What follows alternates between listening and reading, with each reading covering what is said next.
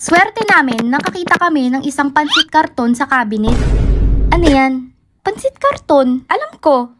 Ano yan, lulutuin natin? Medyo nag-aalangan kami magluto nun kasi nga bata pa kami. Mamaya kasi pagalitan kami pag may nasira, di ba? O paano yan? Kainin na lang natin tong ganito. Lutuin mo na yan, ate. Gutom na ako eh. O sige, look out muna ako dito. Sabihin ko pag pauwi na sila. Napagdesisyonan naming lutuin na yon kasi nga gutom na kami. Nagpainit muna ako ng tubig nun. Tapos yung kapatid ko manghang-mangha. Parang chef na tingin niya sa akin pero sa totoo lang nagpapakulo lang naman ako.